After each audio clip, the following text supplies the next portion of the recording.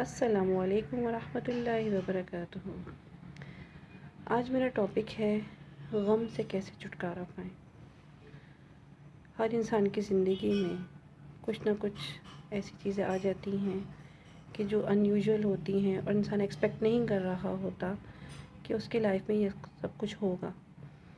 بعض اوقات ایسا ہوتا ہے کہ انسان بہت اچھے کام کی طرف جا رہا ہوتا ہے اور کچھ چیزیں اچانک اس کی زندگی میں سامنے آ جاتی ہیں۔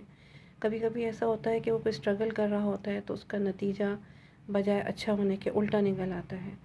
کبھی کبھی ایسا ہوتا ہے کہ وہ مثال کے طور پہ جیسے کوئی بزنس کی طرف گیا اور اس نے انویسٹ کیا اور جواب میں اس کو ناکامی کا منہ دیکھنا پڑا، یا کسی نے بہت ارمانوں کے ساتھ چاؤ کے ساتھ شادی کی اور اس کی شادی ٹوٹ گئی۔ اسی طریقے سے زندگی کے اور بھی بہت سارے معاملات ہوتے ہیں۔ آپ نے تعلیم کے لیے انویسٹمنٹ کی لیکن آپ تعلیم حاصل نہیں کر سکے، یا تو آپ کی تعلیم ادھوری رہ گئی، یا پھر آپ کو ناکامی یعنی کہ آپ فیل ہو گئے۔ تو ان چیزوں کی وجہ سے انسان ڈیزاسٹر ہو جاتا ہے، بہت زیادہ ڈس ہارٹ ہو جاتا ہے، اور اس کا وہ پھر آگے کی اس کی ہمت ٹوٹ جاتی ہے۔ ہمارا ٹاپک یہ ہے کہ یہ جو ہمت ٹوٹ جاتی ہے اس کو دوبارہ ریوائیو کس طرح کیا جائے، واپس اسی جوش اور ولولہ اور اسی پیشن کو واپس کیسے لایا جائے، کیونکہ زیادہ تر یہی دیکھا گیا ہے کہ جب انسان کو کسی کام کے بعد کامیابی ہوتی ہے تو اس کا حوصلہ بلند ہو جاتا ہے، لیکن جب وہ کسی کام کا بیڑا اٹھاتا ہے اور اس کو ناکامی ہو جاتی ہے تو اس میں سے صرف چند لوگ ایسے ہوتے ہیں، چند فیصد لوگ، یعنی کہ تقریباً شاید 20% لوگ ایسے ہوں گے کہ جو ری موٹیویٹ ہوتے ہیں، لیکن 80% لوگ زیادہ تر بیک آف ہو جاتے ہیں یا وڈرا ہو جاتے ہیں اپنے اس ٹاسک سے۔ تو یہ سب کیا ہے؟ اصل میں ہار جو ہوتی ہے وہ انسان کی سامنے جو دکھ رہی ہوتی ہے وہ نہیں ہوتی، ہار انسان کے اپنے ذہن کے اندر ہوتی ہے۔ جب انسان ذہنی طور پہ ہار جاتا ہے، ہار مان لیتا ہے یا اپنے آپ کو لوزر سمجھنے لگتا ہے تو وہ پھر اس چیز سے پیچھے ہٹ جاتا ہے، وڈرا ہو جاتا ہے، اس کے اندر حوصلہ ختم ہو جاتا ہے، کیپیسٹی ختم ہو جاتی ہے اس چیز کو فیس کرنے کی۔ تو اس کے لیے یہ ہے کہ میں آپ کو یہ بتانا چاہتی ہوں کہ دیکھیں، اللہ تعالیٰ نے ہر انسان کے اندر جو ایموشنز ہیں وہ بلٹ ان کیے ہوئے ہیں۔ یہ چیز تو ہمیں آج سمجھ میں آ جائے گی، جس طرح ہمیں موبائل ہے اس کے فیچرز ہمیں جیسے جیسے نئے ماڈل آتے جاتے ہیں ایک علم کھلتا چلا جا رہا ہے کہ کتنے سارے فیچر کمپنی بلٹ ان کر کے دیتی ہے۔ تو یہی چیز ہمارے اندر خوشی، غم، سیڈنس، ہار کے جذبات، جیت کے جذبات، یہ سارے بلٹ ان ہوتے ہیں۔ تو اب اللہ تعالیٰ نے جو جذبات دیے ہیں ظاہر ہے وہ فیل تو آئے گی، لیکن ہمیں کیا کرنا ہے؟ تو یہ ہے کہ دیکھیں، جب بھی آپ کسی کام کا بیڑا اٹھاتے ہیں تو سب سے پہلے آپ اس کے دونوں پوائنٹ کو مد نظر رکھیں کہ اس کام میں نقصان بھی ہو سکتا ہے یا اس میں کچھ ناکامی بھی ہو سکتی ہے۔ نارملی یہ ہوتا ہے کہ آپٹیمسٹک طریقے سے ہم کہتے ہیں نہیں جی ہم نے جیتنا ہی ہے، نہیں ہم نے تو بس کامیابی ہی کامیابی لینی ہے۔ ٹھیک ہے، آپٹیمسٹک سوچ اچھی ہوتی ہے، لیکن آپ یہ بھی سوچیں کہ اگر ناکامی ہو گئی تو پھر میں نے کیا کرنا ہے۔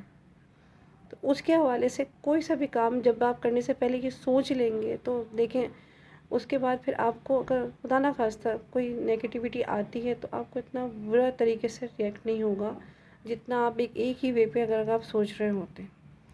تو ہر کام پہلے پلاننگ سے کیا جائے، سوچ سمجھ کے کیا جائے۔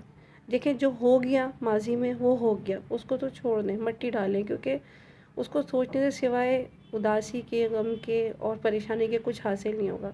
لیکن اگر آپ اسی کام کو دوبارہ کرنے کا ارادہ رکھتے ہیں تو پھر یہ دوبارہ سے اس کو سوچ کے پلاننگ کے ساتھ کام کریں، اسٹریٹجی بنائیں کسی بھی کام کی، اور یہ سوچیں کہ اس کے 2 ویز ہیں، یہ چیز یو ٹرن بھی ہو سکتی ہے اور یہ چیز سیدھی آگے بھی جا سکتی ہے۔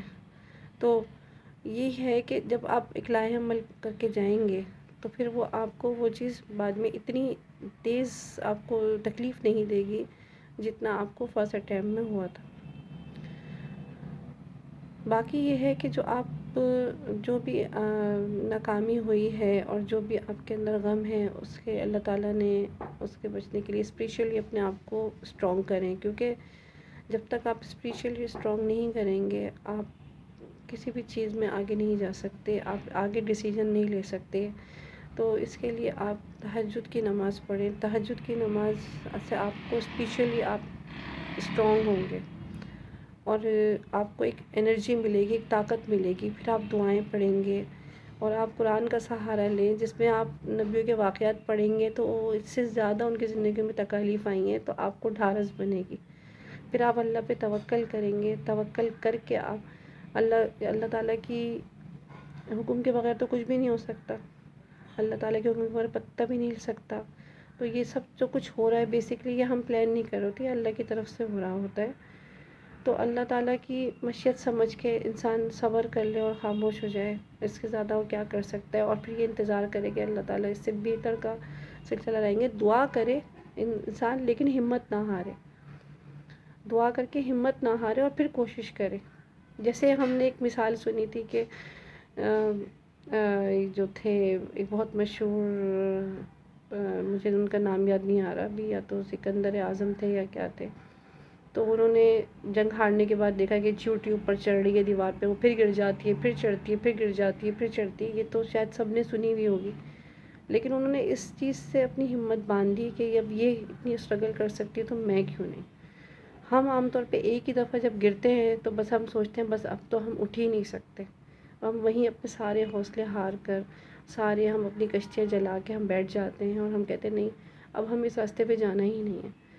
دنیا میں جتنے بھی کامیاب لوگوں کی مثالیں ملی ہیں وہ لوگ وہی ہیں جنہوں نے اسٹرگل نہیں چھوڑی اپنی. اسٹرگل چھوڑ دینے والے لوگ کبھی بھی کامیابی کی منزل کو نہیں جاتے. آپ کسی بھی کامیاب انسان کو دیکھتے ہیں تو کبھی کوئی ایسا شخص جو آپ کے اطراف میں آپ کی رینج میں ہو، آپ کبھی اس سے پوچھیے گا کہ جو آپ کامیاب ہوئے ہیں اس کے پیچھے آپ کی کتنی اسٹرگل ہے. وہ آپ کو پوری کہانی سنائے گا. تب آپ کو پتہ چلے گا کہ کامیابی ایسے نہیں ملتی.